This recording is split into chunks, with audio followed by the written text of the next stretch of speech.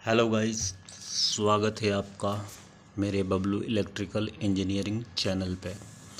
तो गाइस, मैं आज आपको ना तो टेस्टर के बारे में बता रहा हूँ, ना प्लास के बारे में, ना कटर के बारे में।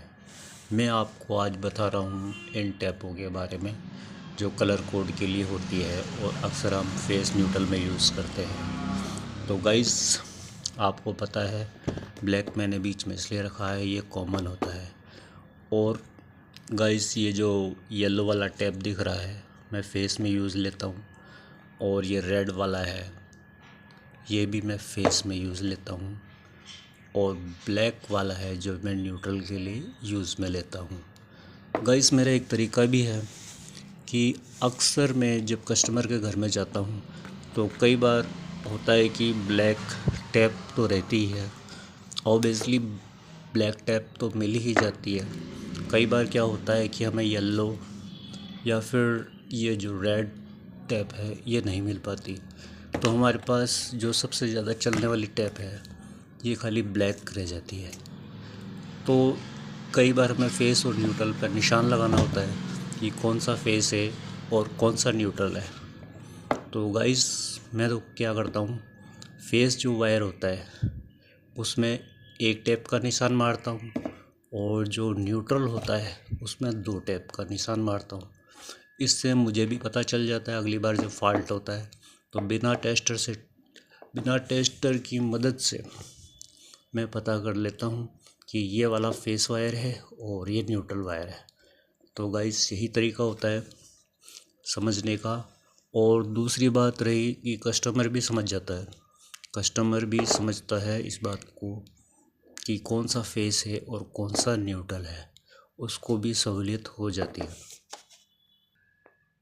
साथ ही दोस्तों, मैं अपने कस्टमर को ये भी बताता हूँ कि कौन सी टैप किसके लिए यूज़ की जाती है, ताकि कस्टमर का विश्वास बना रहे और वो खुद भी जान सके कौन सा फेस है कौन सा न्यूट्रल है। कई बार क्या होता है, कस्टमर को इलेक्ट्रिशियन नहीं मिल पाता तो वो अपना देसी जुगाड़ लगा के अपना काम निकाल सके, इसलिए मैं कस्टमर को भी यही समझाता हूँ, तो इससे वो बहुत आसानी से समझ जाता है। आशा करता हूँ जो नए इलेक्ट्रिशियन हैं वह जो कुछ सीखना चाहते हैं उनके लिए वीडियो खासकर है। इससे वो समझ पाएंगे किस तरह से हमें वायरिंग में टेप लगाना चाहिए जिससे कि काम आसान तरीके से हो सके। साथ ही दोस्तों, हाँ मेरे प्यारे इलेक्ट्रिशियन भाइयों, मैं एक जानकारी और देता चलूँ आपको।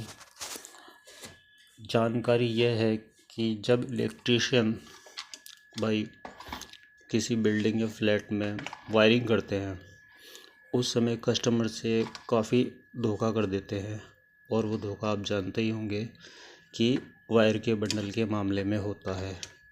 और ये धोखा किस तरह से करते हैं कि कस्टमर को पता ही नहीं चलता और उसका माल ज़्यादा लग जाता है वायर के मामले में। वो वायर के बंडल एक्स्ट्रा मंगवा लेता है क्योंकि वायर इलेक्ट्रिशियन ही चुरा लेता है। मैं सभी इलेक्ट्रिशियनों के लिए नहीं कह रहा, लेकिन उन इलेक्ट्रिशियनों के लिए कह रहा हूँ जो शातिर बनते हैं और कस्टमर का पैसा डुबाते हैं। तो ऐसा उन्हें बिल्कुल नहीं करना चाहिए।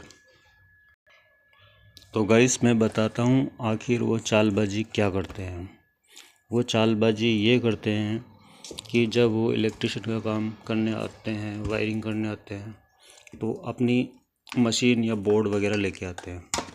तो उसमें क्या है कि ये कम तार लपेट के लाते हैं और ग्राहक को बोलते हैं तार कम पड़ गया, बंडल में से लगाना पड़ेगा, और वो बिना पूछे ही, वैसे भी कस्टमर के बिना पूछे ही लगा लेते हैं। और कस्टमर को तो काम करवाना होता है तो वो कुछ ऑब्जेक्शन नहीं उठाता। तो वो क्या करते हैं, बंडल में से तार निकाला और इसमें अपने बोर्ड वाले वायर में कनेक्ट कर दिया, और वो एक्स्ट्रा खूब सारा तार लपेट लेते हैं भाई। आधा बंडल खाली कर देते हैं उनका एक बार में ही, और शाम को जाते समय उसे अपने थैले में डाल देते हैं और अपने घर पे वापस से ही जितना तार निकाला था वो छोड़ के आ जाते हैं घर पे। दूसरे दिन आते हैं, तीसरे दिन आते हैं, फिर बोलते हैं तार कम पड़ गया, और इस बात का ध्यान कस्टमर नहीं दे पाता और ना ही बोल पाता है, क्योंकि उसे तो अपना काम कराना होता है। लेकिन इसमें कस्टमर का बहुत नुकसान होता है। कई गरीब कस्टमर भी होते हैं, तो कैसे कैसे करके सब चीज़ जोड़ते हैं, तो उनको काफ़ी नुकसान पहुंचाया जाता है।